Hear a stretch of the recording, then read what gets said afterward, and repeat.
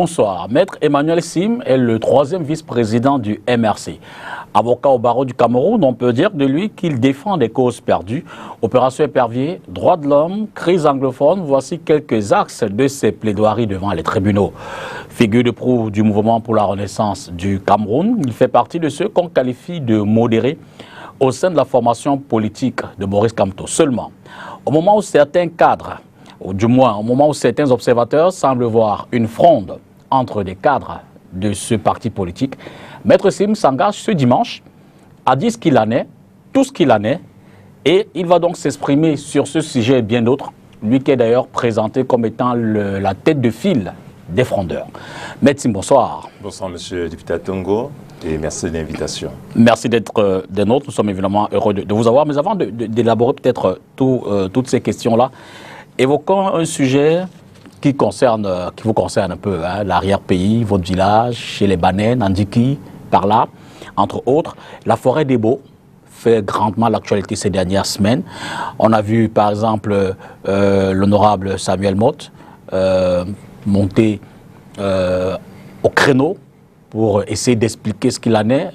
De l'autre côté, on voit Serge Espoir Matomba, on voit la chefferie traditionnelle se mobiliser simplement parce que le classement dans le domaine privé de ces terres, les Banais militent pour l'unité forestière de leurs terres, mais désapprouvent un éventuel établissement de titres fonciers sur ce domaine-là, ce qui crée la polémique. Hein. Qu'en est-il exactement? Je dois vous dire, monsieur Tongo, que je suis ce soir très attristé de devoir parler de ce dossier. Il s'agit en effet ici d'un peuple, les Banais, qui depuis 60 ans bientôt a un conflit historique avec l'État du Cameroun. C'est un peuple qui, dans son pays, est devenu apatride. C'est un peuple qui a été déplacé par un acte administratif en 1963, pendant la période des revendications post-indépendance, et l'État du Cameroun avait promis à nos parents et nos grands-parents de les remettre sur les terres, mais au préalable qu'il fallait qu'ils les quittent, le temps qu'on puisse éradiquer ce qu'on appelait à l'époque les maquisards. Nos parents ont quitté leurs terres. Ce n'était pas de gaieté de cœur. Je peux vous dire que mes parents avant m'ont raconté qu'un matin, des militaires sont venus, des Saras, c'est-à-dire ces militaires tchadiens, grands noirs avec des balafres, leur ont demandé de quitter leur maison. Ils ont pris seulement leurs enfants et les militaires ont mis le feu à leur maison. Ils sont sortis pour aller se retrouver dans ce qu'on appelait à l'époque les regroupements. Il y en avait à Bonipoupa, Andiki et ailleurs. Sauf que l'État du Cameroun n'a pas tenu à sa parole et n'a pas ramené nos parents sur leur terre. Pire, des décisions ont été prises qui leur interdisaient, par une espèce d'état d'urgence, de rentrer chez eux. Les Banais du Nkam sont concernés à Yingé, les Banais du Mbam sont concernés en Dikinmeki. Donc nous autres, nous sommes depuis ces années-là en exil dans notre propre pays. L'État devait nous ramener sur nos terres. Il ne l'a pas fait.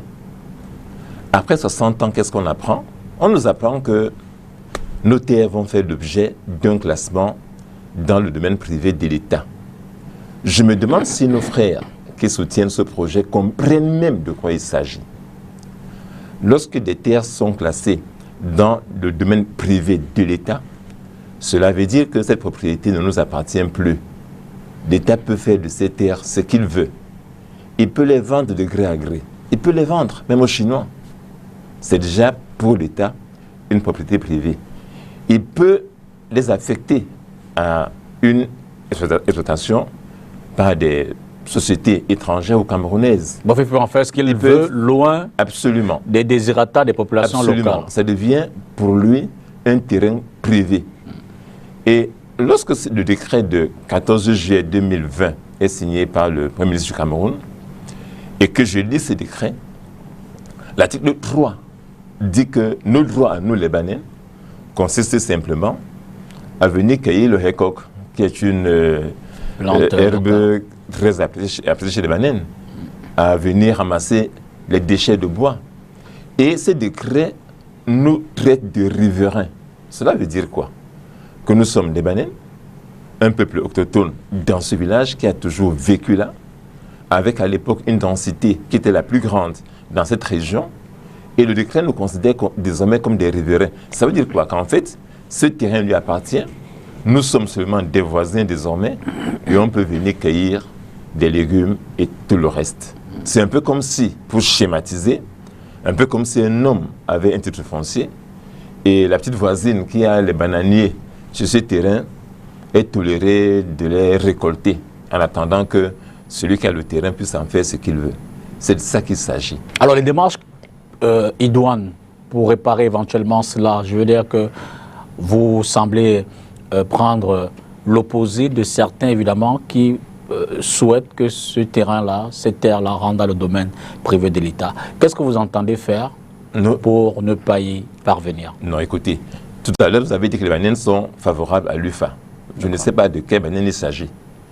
Moi, je suis un Banène, je suis un Mounen, je suis un Ifei, et nous sommes des milliers de Banènes à être vent debout contre ce projet. Nous avons commencé à saisir les autorités politiques du Cameroun jusqu'au plus haut niveau. Nous allons introduire des procédures judiciaires dans les heures ou les jours qui viennent. Monsieur député Tongo, on ne peut pas privatiser nos terres pendant qu'on nous a laissés dehors pendant 60 ans. On ne peut pas, et le droit international interdit, faire des Camerounais, des expatriés, des apatrides dans leur propre pays. C'est de ça qu'il s'agit. Maintenant, qu'est-ce qu'on veut? C'est très simple.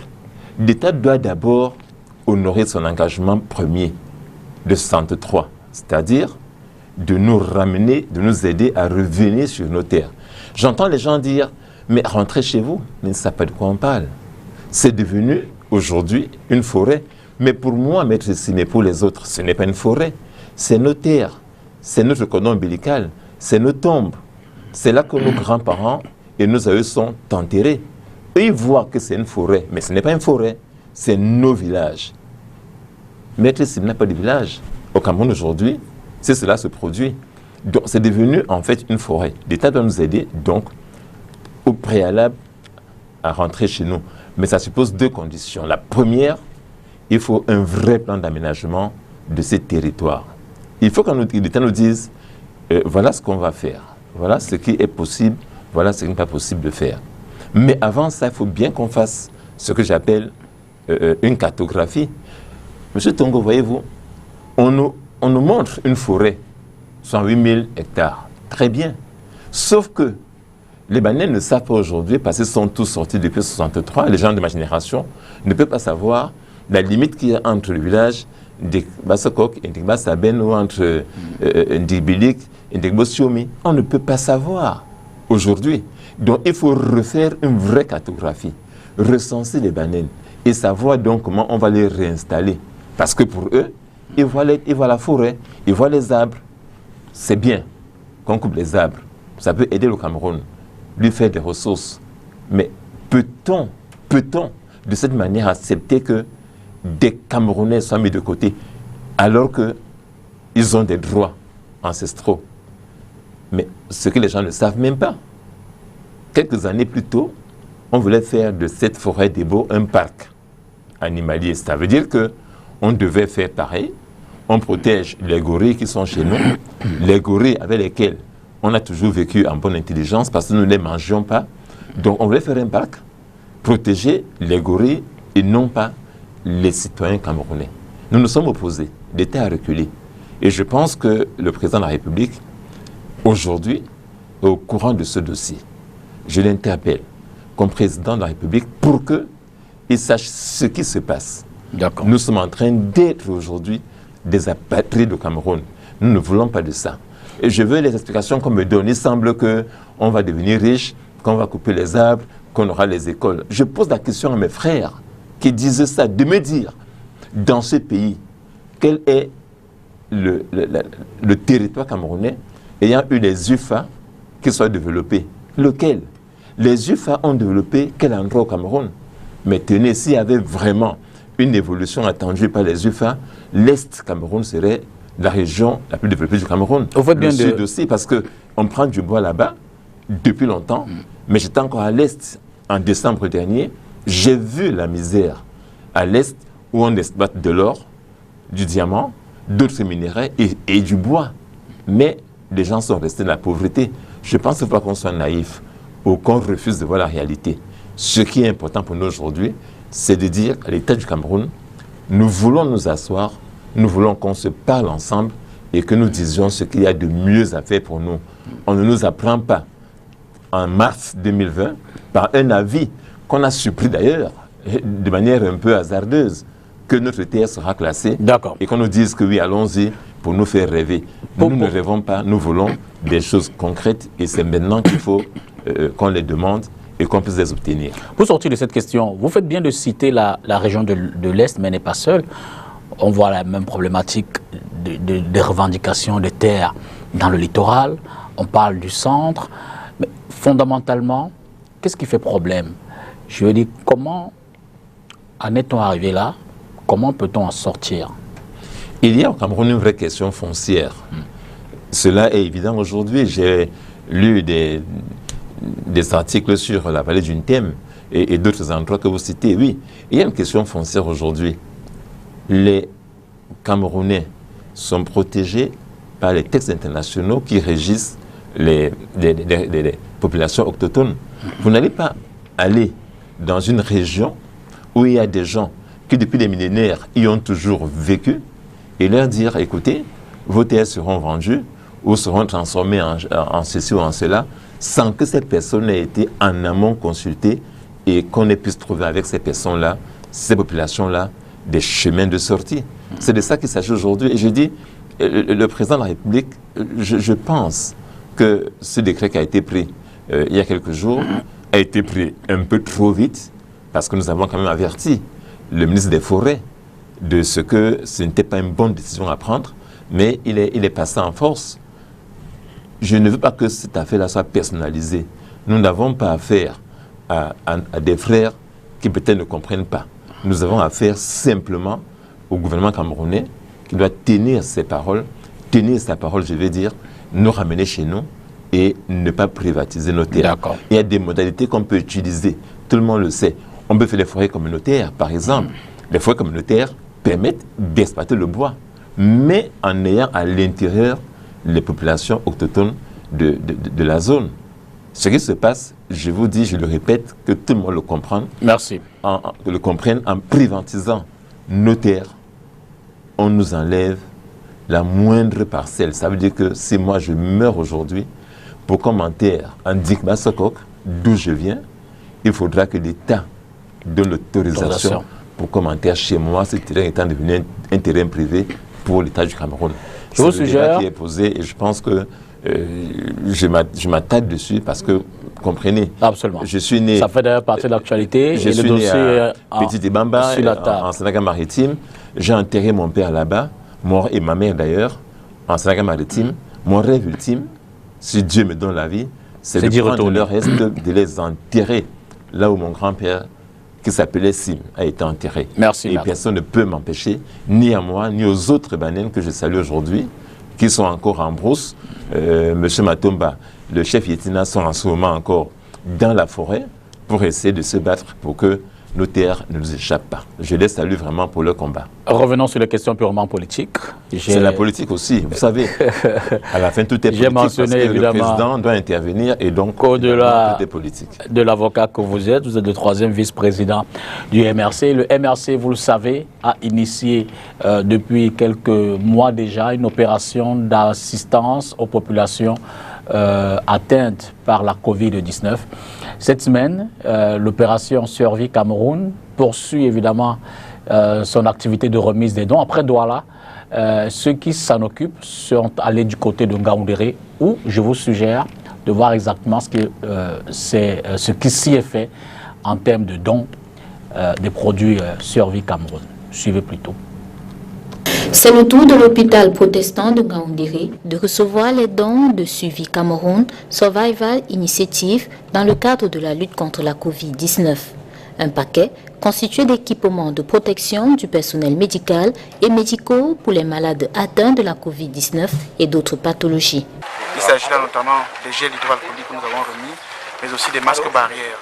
Il y a également du matériel qui permettra une meilleure prise en charge des malades. Il y a notamment des concentrateurs d'oxygène, nous en avons apporté 2. Il y a aussi un électrocardiogramme automatique, il y a un tensiomètre automatique et un saturomètre. Autant d'équipements qui permettront soit d'administrer aux patients les médicaments dont ils ont besoin, soit alors d'assurer un monitoring de ces patients-là lorsqu'ils sont pris en charge. Classé au 2e niveau des infrastructures sanitaires au Cameroun, l'établissement confessionnel a 216 lits, 131 personnels soignants, soit 5 médecins. Les responsables du dit centre se disent satisfaits d'être comptés parmi les bénéficiaires de l'initiative. Si Sylvie Cameroun a pensé à notre hôpital, cela voudrait dire que de loin, on a vu que l'hôpital de Ngaoundéré peut faire quelque chose et a besoin d'être soutenu. Nous sommes parfaitement satisfaits et nous nous sentons honorés. La remise de dons a lieu ce 4 août 2020 à Ngaoundéré, chef-lieu de la région de l'Adamawa. Le même exercice a déjà été fait dans d'autres villes, entre autres Douala, Fumban et Bertoua. Monsieur le 3e vice-président, êtes-vous la tête de file d'une fronde contre le président Maurice Kamto? Vous le savez, d'aucuns parlent au sein du MRC de certains cadres. Et en cela, je voudrais reprendre un extrait de l'article de Béchi Benyamin de Jeune Afrique, l'édition du 24 juin 2020. Je le cite. La vice-présidente du directoire des femmes du mouvement pour la renaissance du Cameroun, l'avocate Michel Ndokis, souhaitait briguer la députation dans sa ville natale de Douala. Mais elle a dû renoncer à son ambition. Elle n'a pas encore démissionné, mais elle a pris ses distances avec ses amis politiques. Elle s'est même rapprochée du pouvoir par l'entremise du ministre du Travail, Grégoire Ouna, qui est aussi le numéro 2 du parti présidentiel, le Rassemblement démocratique du peuple camerounais. Michel Ndokis, évidemment, tout comme Célestin Djamen, font partie de ceux-là dont on estime, dont on pense, dont on voit une forme de colère après le retrait de Maurice Kamto, alors du MRC, des dernières élections législatives et municipales. Avez-vous déjà digéré cette phase-là, cette non-participation aux élections locales? Vous demandez à qui? À moi? Bien sûr, Non, écoutez, je pense qu'aujourd'hui, il faut savoir que le boycott est derrière nous. La décision a été prise, elle a été assumée, et nous devons regarder devant désormais. Nous devons regarder devant et nous dire, nous, les membres du parti, on ne peut pas passer toute la vie à discuter d'une décision qui a déjà été prise. Février 2020, c'est désormais derrière nous. Par contre, je vais dire ceci. Nous sommes un parti politique qui est composé des Camerounais de tous horizons. Nous sommes un parti politique arc-en-ciel. Nous sommes un grand parti politique. Et nous devons, nous, au MRC, admettre que quand un parti a grandi, il va forcément y avoir des points de vue différents. Des points de vue différents. Il va forcément y avoir des appréciations différentes. Des stratégies qui ne sont pas les mêmes sur un problème précis. On ne peut pas penser qu'il y aura l'unanimisme dans le MRC. Et donc, moi, je comprends très bien nos camarades qui ont exprimé qu'ils n'étaient pas d'accord pour le boycott. C'est leur droit de l'exprimer. Même si on n'est pas d'accord, parce qu'on est un parti démocratique, on doit pouvoir laisser ceux qui ne sont pas d'accord le dire. C'est le basique. Et en ce sens, je ne comprends pas que certains d'entre nous, de nos militants, aient pu tirer à boulet rouge sur M. Ndjamen ou sur Mme Ndokis. Je n'ai pas compris. C'est le droit. Et si on empêche à des militants, de sur quoi des cadres, d'avoir une opinion, je dis, on se met en danger nous-mêmes. Et j'aime toujours dire cette phrase que j'ai dite lorsqu'on a attaqué cette personne, que le président du MRC a écrit un livre, et il y a très longtemps, en 1993, qu'on appelle l'urgence de la pensée. Ce n'était pas l'urgence de la pensée unique, c'est bien l'urgence de la pensée. D'accord. Et le président Kamto, je pense, n'est pas une personne qui puisse interdire que sur des sujets précis, on ne soit pas d'accord. Je peux vous dire qu'on n'est pas toujours d'accord sur tout, mais ce n'est pas important. Ce qui est important, c'est le combat que nous menons ensemble. C'est l'objectif que nous visons. Quel est le projet du MRC? Qu'est-ce que nous voulons faire? C'est ça qui nous importe. D'accord. Vous dites la politique, du moins que les élections sont désormais derrière vous. C'est une autre façon de dire la stratégie du non au hold-up est désormais terminée, on passe à autre chose? Non, je n'ai pas dit ça. Écoutez, je parle des élections municipales et législatives. Vous pensez présidentielle certainement. Non, mais M. Tongo, le non au hold-up ne peut pas être arrêté. Le non au hold-up, c'est un combat permanent que je mènerai encore ce soir, ici, dans ce studio de télévision. Pourquoi? Les lois camerounaises qui régissent les élections sont en elles-mêmes un hold-up permanent. Et il faut se battre contre cela. Nous demandons depuis longtemps, et beaucoup d'autres avec nous, que l'État du Cameroun, notre gouvernement, mette en place un système électoral consensuel. Cela veut dire que nous puissions nous asseoir, le gouvernement, la société civile, les partis politiques de l'opposition, pour décider ensemble du cadre électoral qui va désormais régir le choix de nos dirigeants. Et ça, c'est compliqué à faire. Nos amis qui nous gouvernent prétendent être les plus forts. Ils pensent, ils disent être imbattables. Mais qu'est-ce qui leur fait autant peur de s'asseoir avec les Camerounais que nous sommes, de parler en frères et en sœurs et de mettre en place un système électoral qui permette précisément que demain, il n'y ait pas de contestation après les élections. Qu'est-ce qui est compliqué? Donc, le non-hold-up, c'est une quête permanente. Tant que ces lois ne sont pas changées, nous nous battrons parce que le hold-up, celui de 2018, est derrière nous, d'accord. Mais il y a encore un qui se prépare. Parce que si on ne change rien, on aura bientôt encore notre hold-up. C'est ça que je veux faire bien entendre. Est-ce que ce sont dissonants qu'on entend au sein du parti et que certains de vos militants n'arrivent pas à comprendre? N'est pas aussi le signal ou alors un argument qui donne à ceux qui pensent que Maurice Kamto est le Dieu tout-puissant du MRC, que dès qu'il a parlé, personne d'autre ne peut rien dire. D'aucuns pensent d'ailleurs que Maurice Kamto était celui qui a seul décidé, bien que il y a une instance du parti qui se soit réunie pour décider de ne pas participer à l'élection, aux élections locales. Mais certains estiment que, et Célestin Diamène parmi, qu'une fois que Maurice Kamto a parlé, on n'a plus rien à dire au sein du parti. Écoutez, M. Kamto ne m'a jamais dit une chose pareille. En tout cas, en ce qui me concerne, si j'ai quelque chose à dire à M. Kamto, je lui dis en face. Si un sujet sur lequel je veux qu'on discute, je vais chez lui, où on s'écrit, on en parle. Non, écoutez, si des militants du MRC pensent qu'un être humain aussi brillant que M. Kamto peut décider de tout seul, eh bien, on va aller tout droit dans le mur. Notre mission, notre rôle, c'est quoi autour de lui précisément? C'est de l'aider à prendre des bonnes décisions, par nos observations, même par nos critiques. Il faut que les militants qui nous suivent, qui me suivent, le sachent. C'est notre rôle, à nous, le directoire, et même aux militants ordinaires, que Kamto soit écouté. Quand M. Kamto, le président Kamto voyage souvent dans l'arrière-pays, il reçoit toujours des délégations des militants de base. Il les écoute, il prend en compte leurs observations. Donc, nous devons, nous, savoir qu'on ne peut pas imaginer qu'on dise oui, Kamto est le gourou. Non, il n'est pas le gourou, il n'a jamais voulu être un gourou. Mais j'admets, ça je peux le dire, qu'il y a des militants du MRC, malheureusement, qui tombent un peu dans le culte de la personnalité. Mais c'est aussi un travail à faire, parce que, vous voyez, le parti unique a laissé de grosses marques sur nous, sur tout le monde. Et il faut leur dire le président Kamto n'a jamais voulu qu'on fasse autour de lui ce culte-là et que ceux qui veulent le faire arrêtent.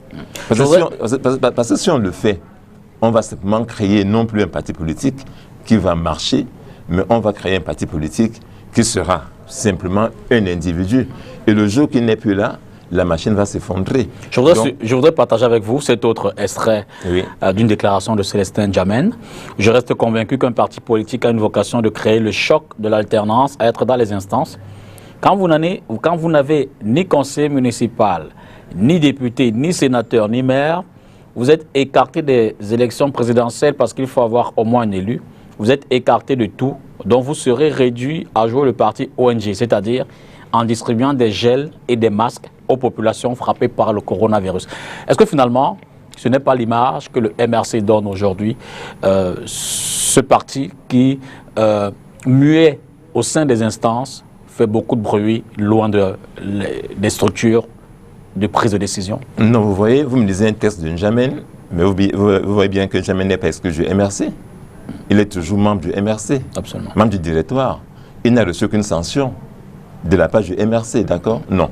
Est-ce que son descriptif... Je pense au contraire, non. Je pense au contraire, non. Écoutez, avant d'y arriver, encore que N'Djamène peut lui-même répondre à cette question, mais je vais dire simplement que ce qu'il faut voir en premier, c'est que le MRC doit être un parti démocratique.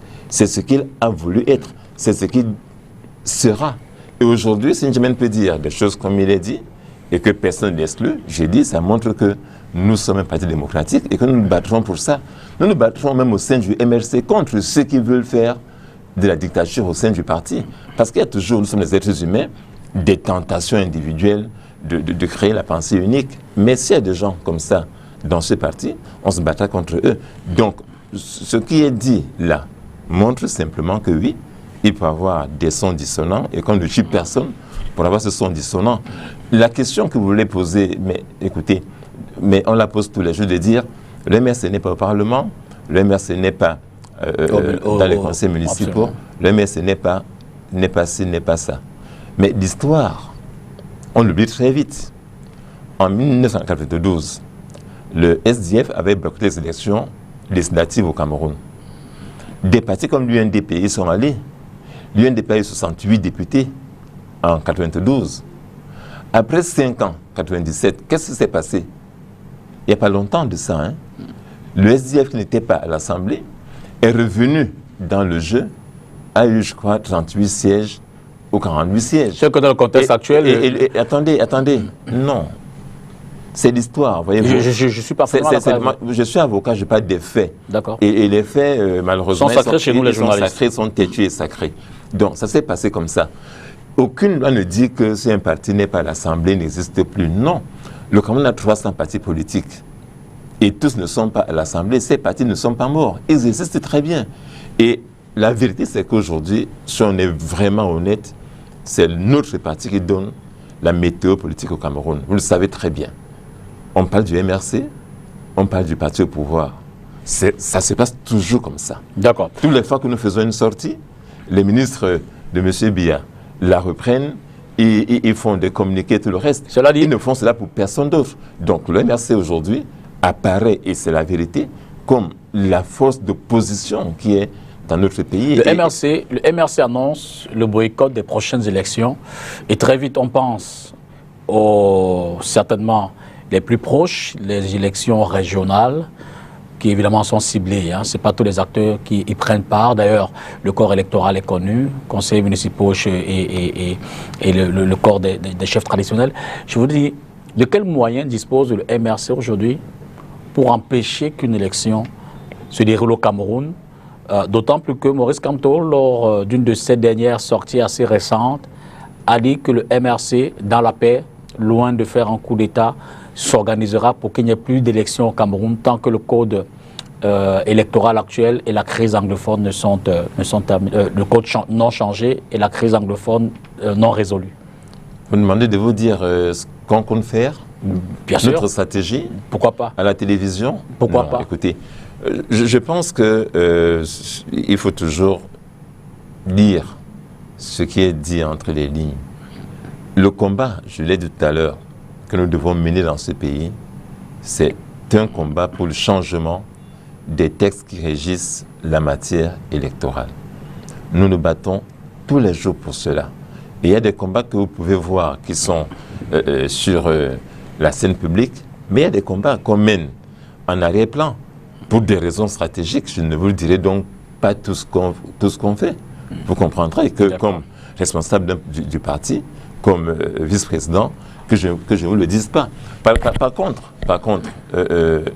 la question qui est posée me semble un peu bizarre parce qu'il est évident que l'élection régionale qui, nous dit-on, est attendue ne peut pas nous concerner. N'empêche justement que vous annoncez qu'elle n'aura pas lieu. Parce que nous n'avons pas de conseils municipaux. Et or, c'est les conseils municipaux qui votent. Mais vous annoncez qu'elle n'aura pas lieu. Mais je vous dis, M. Tongo Dipita, qui vous dit qu'elle aura lieu? Je ne vais pas vous dire tout ce qu'on est en train de faire en arrière-plan. Voilà. D'accord. Alors, on va peut-être prendre d'abord le reportage qui va suivre dans une minute pour terminer cette première phase concernant le MRC. En d'autres termes, vous dites... Avant de sortir... Non, on sort pas, on revient parler peut-être de suivi Cameroun également après le reportage, mais en un mot, on a également vu, par exemple, Paul Éric Quinghen, qui était votre allié, lors des élections présidentielles, monter au créneau, dénoncer, d'ailleurs annoncer un livre assez prochainement, il parle du mois d'avril, qui dira ses secrets avec Maurice Kamto. On a parlé de Célestin Jamen. Vous dites finalement, tout ce monde, ils ont tort, ou alors c'est un excès de quelque chose d'inachevé? Non, je voudrais ce soir dire un grand bonjour à Paul Éric Quinghen. J'ai eu un très grand plaisir à le défendre comme avocat pendant 9 mois. J'ai été le voir à la prison pratiquement tous les jours. J'ai été le voir avant au GSO, il avait été incarcéré illégalement avec les autres. C'est moi qui porte sa requête d'habeas corpus au tribunal de grande instance de Yaoundé. J'ai eu le temps de le côtoyer très longtemps et je dis, c'était un grand plaisir d'être son avocat. Et je l'ai fait, il faut le dire, de manière gracieuse parce que je n'ai pas demandé l'argent. Je suis aujourd'hui content pour lui parce que son rêve d'être maire, il est maire. Donc je lui souhaite le meilleur. C'est tout ce que je peux dire de lui. Je n'ai rien d'autre à ajouter. Voilà. Le reportage qui va suivre à présent va... Monsieur Tongo, avant de sortir, vraiment, je dois le dire avant de partir de cette émission, même si on termine par là, on terminera par là. Vous parlez de fronde maintenant. Oui. Non. Je vais dire ceci, vraiment, je vais terminer par là. C'est très important ce que je vais vous dire. J'ai pu entendre des gens dire, même dans l'article que vous avez lu de Jeune Afrique, vous n'avez pas tout lu. Absolument, c'est un extrait. J'ignore pourquoi on n'avait pas tout lu, mais il fallait tout lire. Dans cet extrait, il est écrit que Maître Sim serait le patron... Je l'ai dit à l'entrée de l'émission. Des frondeurs. Non, je veux dire ceci. À ceux qui peuvent aller faire écrire des choses pareilles. Moi, Maître Sim, je n'ai pas de leçons d'opposition à prendre, non de qui que ce soit. 2 personnes. Je n'ai aucune leçon de résistance à prendre dans ce pays. 2 personnes. En 92, j'étais très jeune, j'ai voté contre Paul Biya. J'ai lancé les pierres à Douala, 90, pour demander, pour nous battre pour que notre pays soit démocratique. En 2002, j'ai été élu dans l'opposition comme conseiller municipal du SDF. J'étais candidat aux élections législatives en Sénégal-Maritime, où mes parents sont enterrés, où je suis né, et qui est une terre que j'adore. J'ai, en 2008, M. Tongo, c'est très important, lorsque la révision constitutionnelle est annoncée, on a envoyé dans les rues des jeunes militaires pour tirer sur les Camerounais. On a arrêté plein de Camerounais. Vous étiez de ce combat? J'étais de ce combat. J'ai défendu tous les jeunes à Ekono et ailleurs qui avaient été arrêtés. Donc c'est pour dire qu'aujourd'hui, vous ne serez pas celui qui va mettre... vous n'êtes pas celui qui est le caillou dans la chaussure de l'opposition, encore moins du MRC. Et j'ai fait tous ces combats-là de défense dans des dossiers, même où je n'ai pas demandé un franc. D'accord. Et je l'ai fait parce que je pense que j'ai un combat à mener. J'ai une foi dans ce combat Et ça peut m'étonner que des gens écrivent des choses pareilles en y mettant mon nom. Parce que, voyez-vous, on peut salir les gens aussi facilement en oubliant les combats qu'ils ont menés. Et tout ce que j'ai gagné, M. Tongo, je vais vous dire. Vous parlez de vos combats. Je n'ai pas de fortune. Tout ce que moi j'ai gagné, je l'ai donné aux gens. Je n'ai rien gardé pour moi. Merci. Et j'ai défendu 90% de ces personnes-là sans jamais rien leur demander. Vous parlez des combats que vous menez. Les militants, je les remercie. Je voudrais qu'on aborde une autre question. Oui, si vous voulez. C'est compris, merci. Bon. Je voudrais qu'on aborde une autre question. Celle-là qui concerne évidemment la crise anglophone. Je vais demander l'indulgence de Ringando pour qu'on passe plutôt au reportage qui concerne Thomas Takem, ce prisonnier séparatiste incarcéré à Yaoundé, qui malheureusement est décédé cette semaine. La presse en a longuement parlé, nous aussi. Et on revient en reportage pour revivre cet élément-là et comprendre les contours, ce qui introduirait effectivement cet autre volet que porte Maître Sim, la défense des séparatistes, entre autres, des personnes qui font face aux questions de droits de l'homme également. Suivez plutôt. L'image fait le tour des réseaux sociaux depuis le... Ancien pensionnaire de la prison centrale de Yaoundé, Thomas Ngagno Tangem est décédé, menotté à son lit d'hôpital. La nouvelle de son décès a été rendue publique par l'équipe de communication des leaders séparatistes détenus dans la même prison. Selon Maître Nicodemus Amongwa, leur avocat, Thomas Ngagno Tangem agonise en effet depuis plusieurs mois sans recevoir de soins. M. Tangem est malade depuis 5 ans à la prison centrale de Koningui. Les autorités ont refusé de lui donner l'accès pour les soins adéquats. Et puis, on a fait sortir de la prison quand lui il était déjà presque fini. Bon, M. Tangem est sorti dans un état de comatose, on dit en anglais. Hier, il y a eu un petit mouvement d'humeur à Koningui à cause de ça. Le régisseur n'a pas eu honte de faire déclarer aux gens qu'on appelle les prisonniers de conscience empoisonnés des Southern Camerooniens. Ils se sont soulevés, il les a dit qu'ils n'étaient pas au courant que l'état de santé de M. Tangem était aussi dégradé. Accusé d'être l'un des instigateurs des mouvements ayant provoqué la crise anglophone, il a été interpellé le 3 juillet 2017 à son domicile à Bouya dans des conditions controversées. Pour son avocat, les droits de Thomas Ngagno ont été bafoués. Il a été gardé incommunicado pour des mois avant que sa famille était au courant. M. Tangem passait toujours au tribunal avec des multiples renvois et bénéficiait toujours des présomptions d'innocence. Ça veut dire qu'un jour, il pouvait même quitter le Koningui parce que le fait qu'on l'a accusé, on ne voyait rien dedans. Il n'est ni loin, ni près d'être avocat ou enseignant. Et c'est comme ça que la plupart de nos clients qu'on a arrêtés dans le nord-ouest ou le sud-ouest, ils sont la plainte à Koningui. Comme Thomas Ngagno Tangem, des dizaines de prévenus dans le cadre de la crise anglophone sont toujours en détention préventive dans plusieurs prisons camerounaises. En attendant leur jugement, 9 des leaders de la contestation anglophone, dont Sissoko Ayoktabe, ont déjà été condamnés en 2019 à la prison à vie, assortie d'une amende collective de 250 milliards de francs CFA. Tim, ce reportage nous permet d'introduire un pan de cette émission, évidemment concernant la crise dans les régions du nord-ouest et du sud-ouest.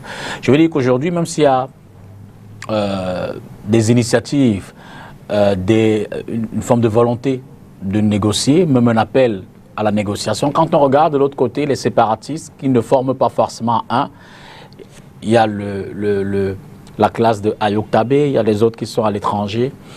Est-ce que il y a aujourd'hui un moyen de pouvoir mettre tout le monde autour de la table et discuter d'une véritable sortie de cette crise? Oui, avant de répondre à cette question, je voudrais avoir une pensée émue pour mon ami Thomas. J'ai défendu ces personnes-là qui sont dans la crise anglophone, dès le début d'ailleurs, avec Congo à bord, Dr Fontem et puis les autres qui sont venus après. Et les images qui ont fait le tour du monde, je pense, donnent du Cameroun cette image d'une dictature d'une autre époque, je vais dire médiévale, Comment peut-on mettre des menottes à un malade affaibli, mourant à l'hôpital? Comment peut-on le faire? Il suffisait simplement de mettre un gardien de prison ou deux devant sa porte. Dans son état, il était impossible à ce monsieur de s'enfuir. Il ne pouvait pas. On voit très bien d'autres prisonniers aller à la prison, recevoir leur famille, étant même parfois en bonne santé. Il y en a même un qu'on a fait sortir du pays pour se soigner ailleurs. Mais ces gens sont malades. Thomas Sawa est malade depuis la prison centrale, on ne les soigne pas. Je dis, je suis extrêmement choqué par une telle image. Et M. Tongo, ça repose sur la question, cette question perpétuelle du pouvoir éternel au Cameroun de M. Paul Biya, 38 ans. C'est la question de fond.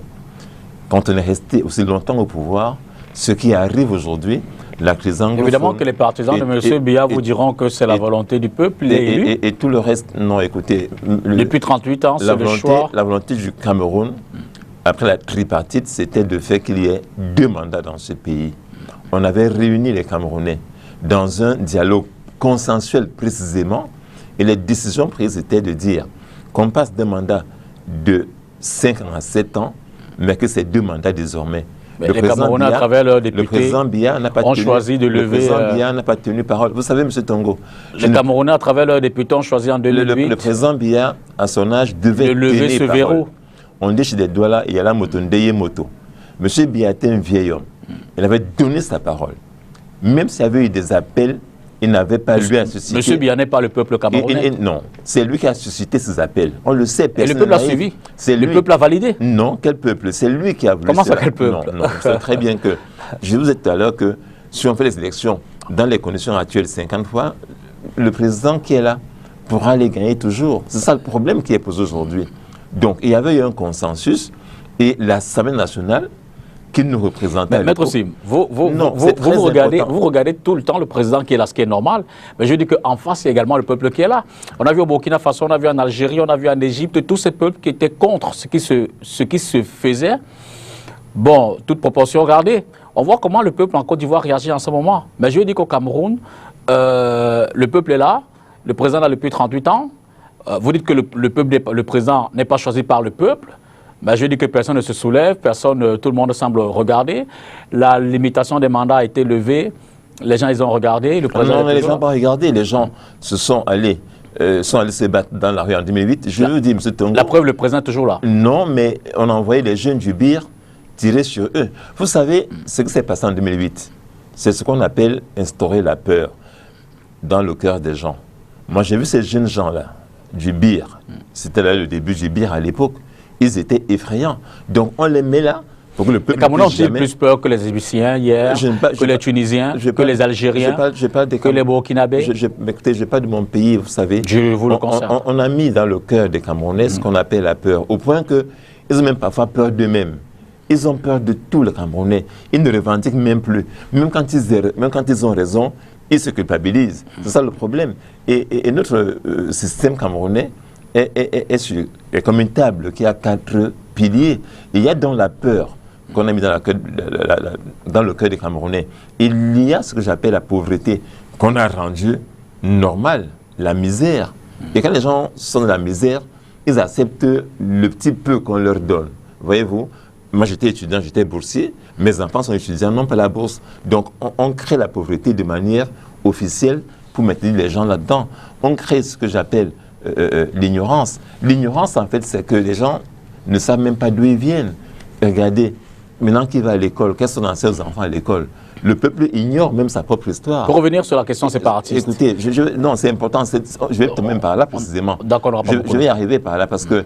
Et puis le quatrième... Et l'ignorance, donc, précisément, crée le tribalisme. Un tribaliste, c'est un ignorant qui ne sait pas... Moi, je sors de Boya tout à l'heure. Le tribaliste, c'est un type qui est ignorant, qui ne sait pas que l'autre est lui. Et que l'autre n'est pas l'autre, l'autre est seulement lui. Et le quatrième pilier, c'est la corruption. Donc, la corruption qui permet que, quand il y a élection, on envoie dans les villages les élites, entre guillemets, aller corrompre les gens et payer le vote. Donc, c'est ça qui fait qu'aujourd'hui, la crise anglophone, précisément, j'en reviens, n'est que le fruit de ce trop long règne de M. Paul Biya au pouvoir. Malheureusement, Aujourd'hui, la question c'est laquelle? À notre sens, si M. Biya s'en va, les Sissoko Ayok Tabé ne revendiqueront plus un État. Écoutez, si M. Biya s'en va, c'est Récemment, ils diront plus qu'ils veulent un État. Non, écoutez, je suis l'avocat d'Ayok Tabé. D'accord. Il vous l'a dit? Non, je parle avec Ayok Tabé, je parle avec toutes ces personnes incarcérées que je salue. C'est des Camerounais qui ont lutté vraiment pour leur pays et qui ont travaillé pour leur pays. Ayok Tabé est la personne qui avait mis en place le système informatique de la SONEL à l'époque. Il a travaillé en Kaoundéré partout. M. Ayok Tabé, c'est quoi? Ayok Tabé vous a-t-il dit que si le président Biya s'en va aujourd'hui, il cesse de réclamer ce que j'ai dit, un État ambazonien? Écoutez-moi, M. Tongo, ce que j'ai dit, c'est que si le président Paul Biya part aujourd'hui, et je pense qu'il peut le faire, il peut décider d'organiser de nouvelles institutions, une nouvelle constitution, un code électoral, pendant 2 ans, et partir pour qu'on choisisse des nouveaux dirigeants. Si ça se fait comme ça, ceux qui vont venir vont parler à Ayok Tabé. Parce que nous, si nous gouvernons demain ce pays, nous le MRC, donc on leur parle. C'est pas garanti que si le président Biya part aujourd'hui, Ayok Tabé cesse de réclamer la... Non, je dis la moitié au moins de la question soit résolue. Je veux dire au moins la moitié. Parce qu'en fait, ces gens considèrent... Mais n'êtes-vous pas convaincu que justement, la présence du président Biya, c'est parce qu'il y a également une autre frange de la population qui se dit que le président doit rester là. Autrement, cette population, et je le demandais tout à l'heure, ce serait le lever depuis et le faire partir, comme ça se voit ailleurs. Je vous dis que les gens ont peur. La peur n'est pas l'apanage des gens dont vous parlez. Lorsque les Camerounais dit qu'il y a 6 millions d'inscrits au Cameroun, oui. 6 millions d'inscrits seulement, et qu'on vous dit que 40% ont voté. Sur ceux qui votent 40%, il y a nous 11% qui votent pour M. Biya. Nous sommes 25 millions. En réalité, c'est que ceux qui vont choisir le président qui est là aujourd'hui, avec tous les fraudes qu'on connaît, ne sont pas 2 millions. Et donc, justement, 23 millions regardent et ils acceptent. Mais oui, mais c'est ça il faut voir. N'acceptent pas, ils ont peur. Prenons notre stop. Je dis, M. Tongo, je vais dire aux Camerounais aujourd'hui, à ce peuple devenu, qui regarde précisément, que ni Kamto, ni Sim, ni personne ne va le libérer. À notre stop. C'est à lui-même de se libérer, soit par les élections, soit autrement. Mais personne dans le monde n'a libéré un peuple, c'est lui-même qui doit le faire. Vous le savez certainement. Je le dis aux Camerounais aujourd'hui, c'est à eux de le faire. Le peuple Bafo, dans la région du Sud-Ouest, connaît son nouveau chef, Sa Majesté Fon Mokete Fort Ekoko a été installé récemment et présenté aux autorités administratives de ce côté-là. C'était à l'occasion d'une cérémonie qu'a présidé le sous-préfet de la localité et entouré des dignitaires de cette chefferie. Je vous suggère ce reportage. This is our new Fon, the paramount chief of all the Bafors. Devant l'autorité administrative, c'est lui le nouveau chef des Bafors, peuple de Kumba, c'est dans la région du Sud-Ouest. Rassemblés au palais royal des Bafors, les administrateurs parmi lesquels le préfet du département, les sous-préfets des arrondissements, le maire de la ville et le sénateur Victor Moukete, il a été demandé aux différentes familles Bafors de se concerter et de présenter leur nouveau chef. Après un conclave à huis clos, Sa Majesté Ekoko Moukete a été présenté.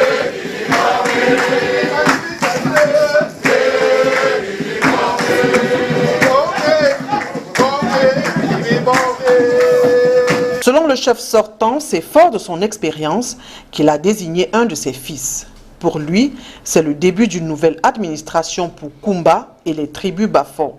Le préfet du département de la Mémé, qui a salué la maturité de ce peuple, a promis de revenir pour le couronnement du nouveau chef suprême, Sa Majesté Ekoko Moukete. Comment rien le père? Encore 2 mots, du moins 2 questions cruciales. Vous parlez du tribalisme tout à l'heure, avant de revenir peut-être sur les relations chefferie traditionnelle et l'administration. Et vous le savez, sur les réseaux sociaux tout au moins, beaucoup estiment que le MRC fait partie des éléments, ou alors les militants du MRC, ils font partie de ceux qui sont parmi les véritables activistes en termes de promotion du tribalisme, de dénigrement des autres. Vous reconnaissez dans ce schéma-là, du moins vous en tant que parti, Maître Emmanuel Sim. Mais qui dit des choses pareilles? C'est nos adversaires qui le disent. Le pouvoir de Yaoundé, depuis 8 ans, s'est donné pour mission de présenter le MSC comme un parti tribal. C'est leur mission. Ils ont tellement essayé de le faire. Ils ont utilisé leurs intellectuels, entre guillemets, dans des émissions de dimanche, pour dire qu'on a une tontine, qu'on a un parti Baham. Ah, mais ça ne marchait plus. Qu'on a un parti Bamleke, ça ne marchait plus. Non. Le pouvoir essaye de toutes ses forces, précisément, de dire qu'on est un parti tribal, que nous ne sommes pas, que nous ne serons jamais.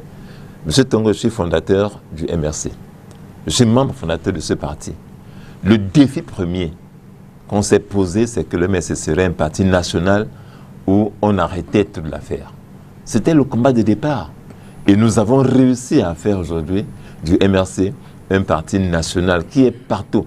Mais on continue encore à dire qu'on est un parti tribal. Non, le tribalisme n'est pas né avec le MRC. Tout le monde le sait. L'autre image qui vous colle? Non, malheureusement, je dis, nous ne sommes pas sur les réseaux sociaux les personnes qui instigent le tribalisme. Au contraire, le discours du président Kamto et mais ça, c'est le discours MRC, officiel. Non, mais M. Tongo, il faut retenir le discours officiel. Si un militant du MRC pose un acte de tribalisme, nous, on le dénonce. D'accord. Parce que précisément, il n'est pas dans les clous posés par le président lui-même. Autre élément qui semble s'accrocher à votre image et dont vous avez peut-être du mal à vous en défaire, les activistes de la base, on voit tout le temps, quand ils font des mouvements, c'est porter tout haut l'image de Maurice Kamto, descendre tout bas celle de Paul Biya. Et le MRC a du mal, assez souvent, de prendre des distances vis-à-vis de la base. MRC basse, ça résonne bien dans vos oreilles? Écoutez, M. Tongo, je vais vous faire une révélation. J'étais à Paris en octobre 2019 pour un voyage personnel et j'ai rencontré Kalibi Kalibro. Je lui ai parlé et d'autres gars de la base. Et je leur ai dit, vous êtes des activistes, nous sommes un parti politique. Il est évident que notre combat vise au changement du système au Cameroun, pas seulement d'individus. Parce que le président Biya peut partir aujourd'hui et on a quelqu'un de pire encore que lui. Et un système encore plus rude, plus dictatorial. Donc, c'est le combat qu'ils mènent. Mais eux, c'est des activistes, ils ont leur méthode. Nous sommes le MRC, on est un parti politique, on agit dans le cadre de la Constitution et de la loi qui régit les partis politiques au Cameroun. Maintenant, si les gens aiment Kamto Maurice, qu'est-ce que moi je peux y faire? Qu'est-ce qu'il peut y faire si les gens l'aiment? Dites-moi, franchement. Vous dites que vous l'avez rencontré justement, c'est peut-être ces échanges-là qui donnent l'impression aux uns aux autres. Quand vous lancez des opérations de fonds de récolte d'argent, ces gens se mobilisent énormément pour vous apporter du soutien. C'est ça peut-être qui fait, qui a comme une confusion entre le MRC et la base. Il n'y a pas de confusion à avoir. Je rencontre tous les Camerounais de toutes les opinions, y compris ceux du RDPC. Les gars de la base, c'est des Camerounais. Au nom de quoi je ne leur parle pas? Mais M. Tongo, vous savez aussi les... Mais vous savez, M. Tongo... Vous rencontrez aussi les cadres du RDPC? Les ministres du RDPC. Vous les rencontrez? Je peux les voir. De quoi parlez-vous? Non, écoutez, si un ministre de M. Paul Biya demande à me voir, je vais le voir. C'est un Camerounais comme moi. D'accord. Voilà. Donc, il faut qu'on arrête de faire comme s'il y avait deux Camerouns. Le dernier reportage... Des bons et des mauvais. Nous, au MRC, on dit qu'on tend la main à tout le monde, on écoute tout le monde et on parle à tout le monde. Le dernier reportage de l'émission parle de cette bonne nouvelle 30 ans après pour les lions indomptables des années 90. On les a oubliés, les chefferies. On y revient tout à l'heure, en un mot. Les lions de 90 pour lesquels Makeda Aïdi Nyotom s'interroge sur le statut alors que le président de la République leur offre des maisons en guise de récompense de leur exploit du mondial de cette année-là. Suivez plutôt.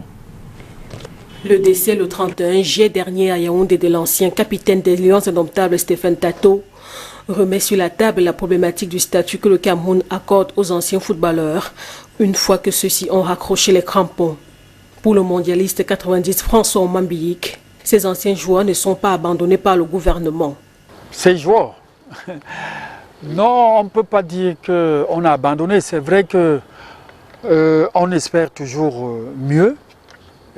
Pour certains de nous autres, on ne peut pas dire que le gouvernement nous a abandonnés. Personnellement, ça fait 2 fois que je suis en équipe nationale, nommé par le gouvernement. Roger Mila est ambassadeur, donc il y a quelques jours comme ça.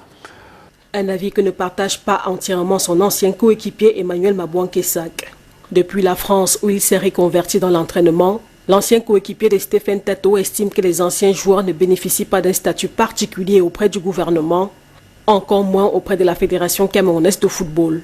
Mais pour le cas, tout le monde ne va pas devenir entraîneur. Il y a l'administration du football peut-être, comme il me disait toujours, moi je veux travailler à la fédération. C'est mon objectif principal. C'est vrai qu'après le Japon, et vous savez bien qu'il est parti au Japon assez tard, mais même comme ça, il m'a dit, je veux travailler pour mon pays, je veux être à la fédération. Il n'a pas pu. Il faut aussi savoir qu'il y a des salaires en pays. On parle de 10 ans. Moi, j'ai fait 5 ans à la fédération, je n'ai pas touché un salaire. À un moment, si je n'étais pas venu en Europe, ou bien si je n'habitais pas ici, j'aurais peut-être eu la même chose que lui, comme d'autres footballeurs qui souffrent. Et face à cette souffrance des anciens joueurs, le mondialiste 90 et 94 propose à l'État de voir dans quelle mesure octroyer des facilités à ceux-ci après leur carrière. Un mot sur les relations chefferie traditionnelles et autorités administratives, à l'aune peut-être de ce qui s'est passé dans les hauts plateaux. Oui, je peux le dire en un mot, parce que j'aurais voulu élaborer dessus, mais il faut simplement que les textes changent. C'est le texte de 77 sur les chefferies qui fait problème. Dans ce texte, les chefs sont présentés à l'article 20 comme des auxiliaires de l'administration. Et à l'article 29, il est prévu que l'administration peut les sanctionner, soit des blâmes, des rappels à l'ordre, des suspensions et même des destitutions.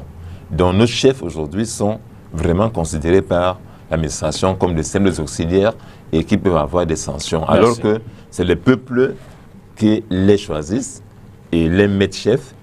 Et plus loin, l'administration se donne le pouvoir de les démettre, ce qui est un problème de forme, un parallélisme. Merci. Donc je pense qu'il faut simplement qu'on prenne une vraie loi, pas un décret, parce que ces gens sont régis par un décret des chefs d'État, mais qu'il y ait une loi à l'Assemblée qui puisse régir le statut des chefs et qu'ils aient un vrai pouvoir. Sur les réponses de Femme Dongo à Maurice Kamto, tout le temps, après chaque sortie.